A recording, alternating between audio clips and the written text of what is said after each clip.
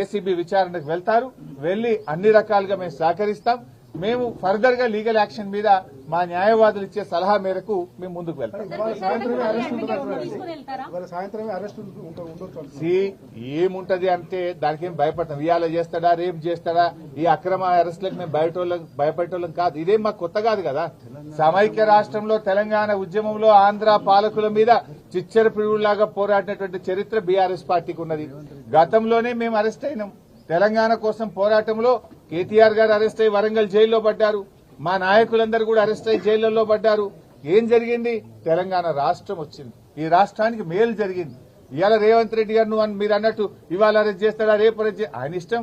చేస్తే చేయని, ఇది అక్రమ అరెస్టు. మాకు న్యాయస్థానాల మీద నమ్మకం ఉంది. దానికి మేము భయపడం. తప్పకుండా లీగల్ గా ముందుకు పోతాం. 9వ తేదీ వాళ్ళు నోటీస్ ఇచ్చారు. డెఫినెట్ గా 9th నాడు కేటీఆర్ గారు మేము హాజరవుతాం. మొన్న కూడా హాజరయ్యారు కదా.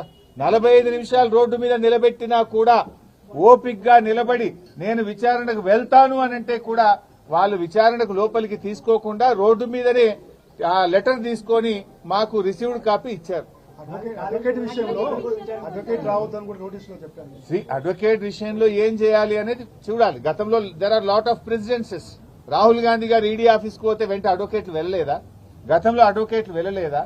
అడ్వకేట్లు వెళ్తే తప్పేంటి సార్? అది ఎలా చేయాలి, ఏం చేయాలి అనే విషయాన్ని మా లీగల్ టీమ్ తో డిస్కస్ చేస్తాం. Whatever the legal team advises we will follow that.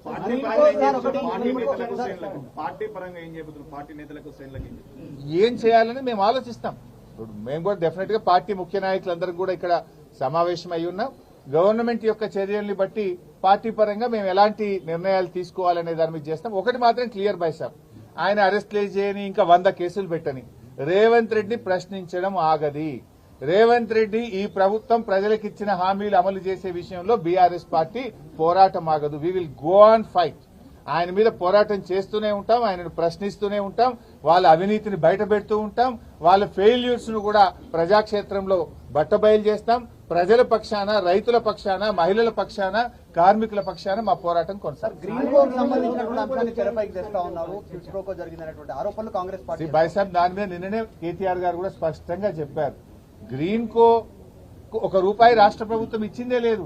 అసలు నీకు ఎవరికైనా కంపెనీకి నువ్వు సాయం చేస్తే వాడు నీకు ఉల్టా పైసలు ఇస్తే అక్కడ అవినీతి. గ్రీన్ కో ఈ రాష్ట్రంలో కాంట్రాక్ట్ చేసింది లేదు. గ్రీన్ కోకు రాష్ట్ర ప్రభుత్వ ఖజానా నుంచి ₹1 ఇచ్చింది లేదు. ఇంకా అవినీతి అనే ప్రశ్న ఎక్కడిది? గ్రీన్ కోకు ఏమిచ్చింది రాష్ట్ర ప్రభుత్వం? కాంట్రాక్ట్ ఇచ్చిందా, డబ్బులు ఇచ్చిందా? గ్రీన్ కోకు మేము చేసిన సాయం ఏంది? అసలు ₹1 గ్రీన్ కోనే ఉల్టా ఖర్చు పెట్టింది హైదరాబాద్ ఇమేజ్ కోసం, హైదరాబాద్ బ్రాండ్ ఇమేజ్ కోసం. గ్రీన్ కో వాళ్ళ సొంత డబ్బులు పెట్టి ఈవెంట్ నిర్వహించారే తప్ప రాష్ట్ర ప్రభుత్వం గ్రీన్ కోకి ఇచ్చింది అయితే ఏం లేదు కదా. హైదరాబాద్ మాదాపూర్ లోను, మచిలీపట్నంలోను ACB right side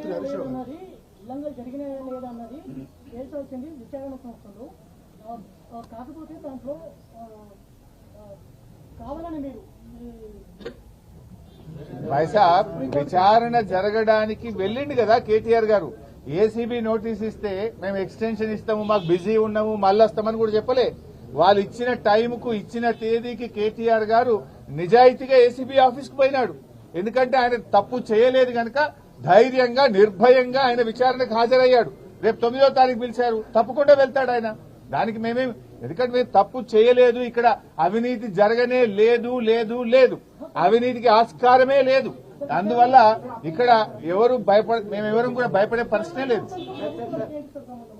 sorry, Kaleshwaram